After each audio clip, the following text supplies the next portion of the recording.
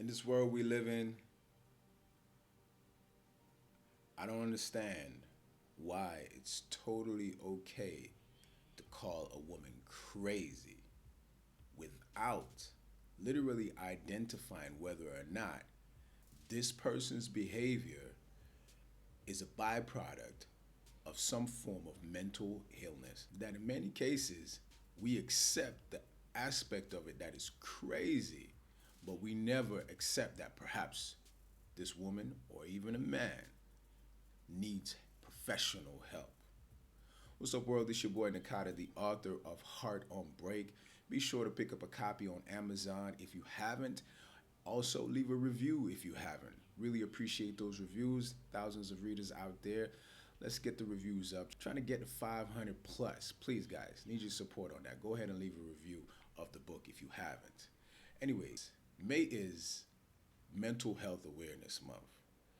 And it's funny how, for the most part, we only consider mental health when we know that somebody is literally breaking down and they literally choose to get help. But for the people who do not choose to get help, a lot of the times we as people, we casually call them or refer to them, as well as many other things that shouldn't be referred to as such, but we call and refer to them as crazy for the behavior that they're exhibiting. And we use crazy in so many different ways that it really doesn't register with someone who is actually mentally ill, someone whose state of mental health is deteriorating or not so good. Like, crazy doesn't describe those people anymore.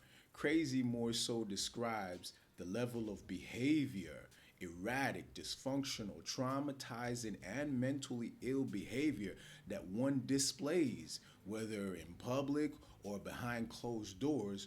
We call it crazy and do absolutely nothing about it. That's crazy, right? Now, see how I just used the word crazy? It's like a socially neutral word when it actually shouldn't be.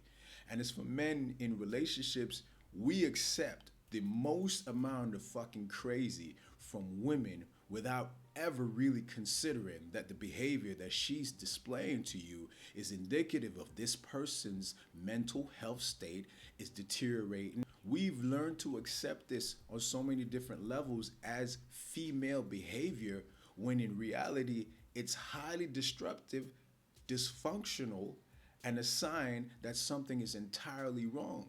However, now, as folks in this community who understand the stress levels that we've been under, who understand the warfare that's being waged against us for many hundreds of years, but the warfare that's present right now, especially in the form of the foods that we're eating. Like, we eat foods continuously every day that are loaded with heavy metals and toxic chemicals. There have been over 85,000 laboratory created chemicals, of which 90% of them are absolutely no good for us. And they get recycled in the air and they get recycled in the food as well as the water. So we're uptaking these metals and it's adding to the level of mental health that you see from the people around us. And you already know there are a lot of people that literally abuse food, abuse it to the level of obesity, and obesity will also add to these varying states of mental health. But people are not necessarily recognizing all the stimuli that are causing these varying degrees of mental health breakdowns that we see on a consistent basis in our community and largely accept as normal. Like I said, in the case of women, we largely accept that some erratic and extremely dysfunctional behavior on her behalf is indicative of female behavior when it's not. It's really indicative of someone who's on the edge and could easily be pushed off, not just by your bad behavior or your particular trauma induced and or mentally ill behaviors, because in many cases we as men, we've been accustomed to accepting that we're the fault. We're to be blamed for the quote unquote crazy behavior. I remember when I was going through some things and people would say, man, that's crazy as fuck. You must have been doing something good to them. And I'm like, okay, so think about that. I'm doing something good, what?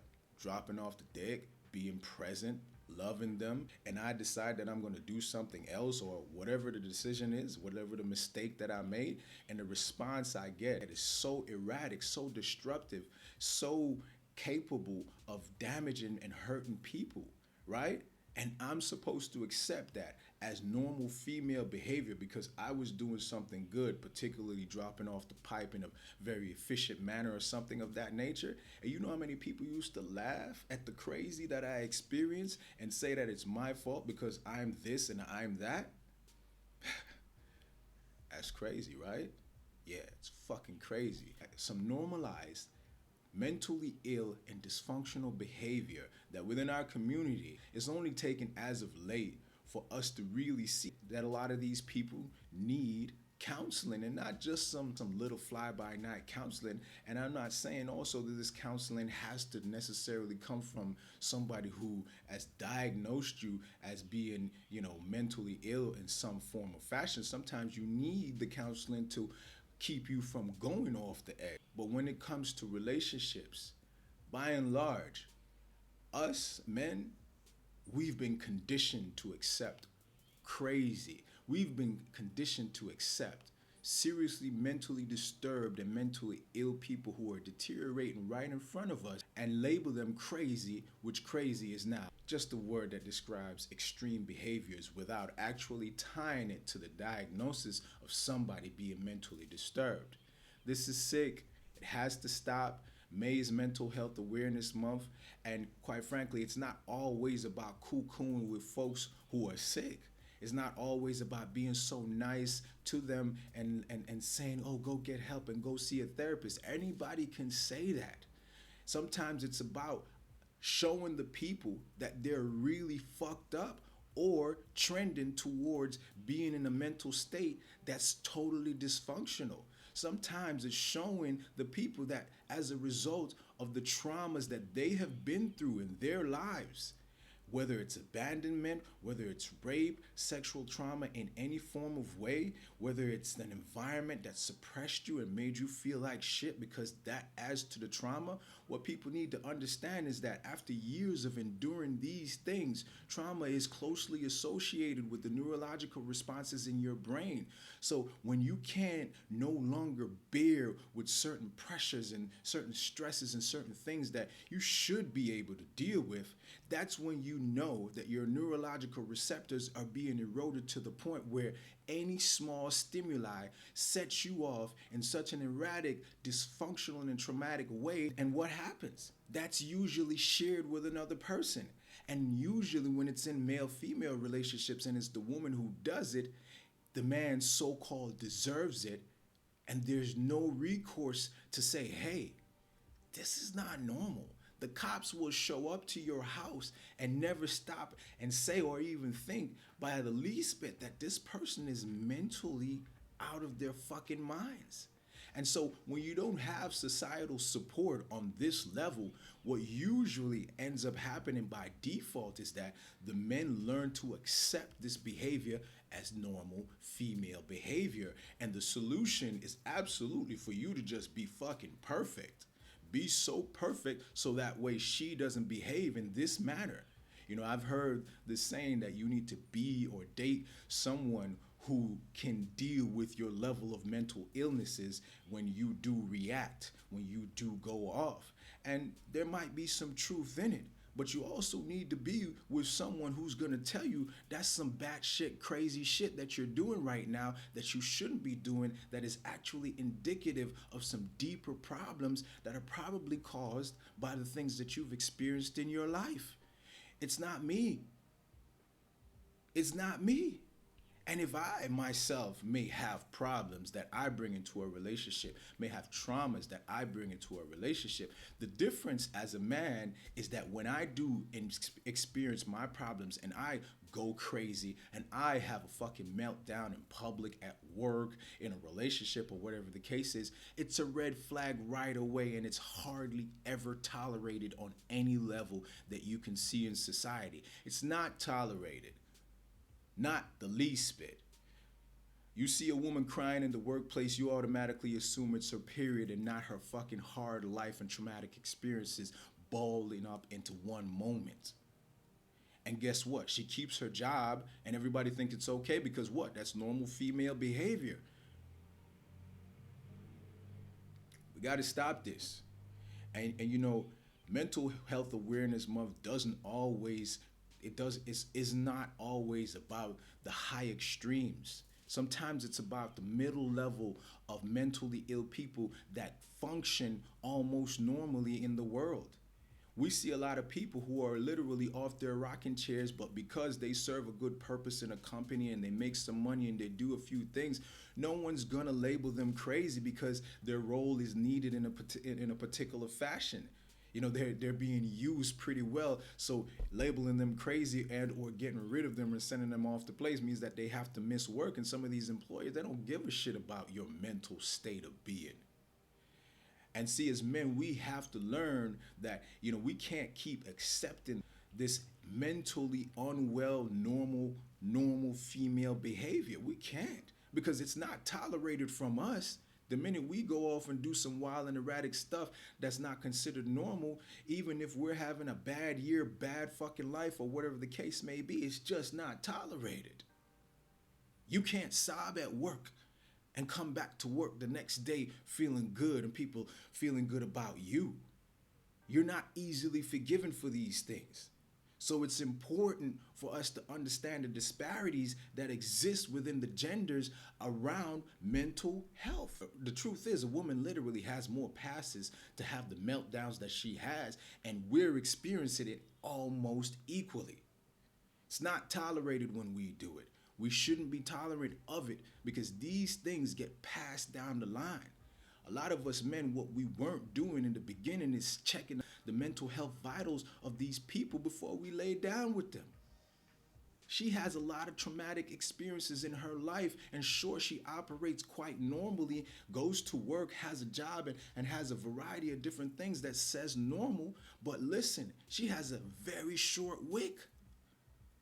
It doesn't take much for her to go from this outwardly normal appearance to some extremely dysfunctional behavior, especially in the black community where the women are so triggered that they don't give a fuck that what you just did. They'll call the police and risk your life even if it's something very small. I've had that done to me a couple times, even to the effect of it disturbing my children. This is accepted as normal. No one shuns this person and says, hey, this is high risk behavior. You need to really consider what the fuck you're doing. Nah, he deserved it. Why? He's a man. And perhaps being a black man means he deserves it even more. We got to check this stuff because we get checked even by our friends and by society at large. We're not allowed to have these meltdowns as men. We really aren't. But we're being tolerant of meltdowns by women because we've been sociologically programmed to accept it. It's equally unhealthy.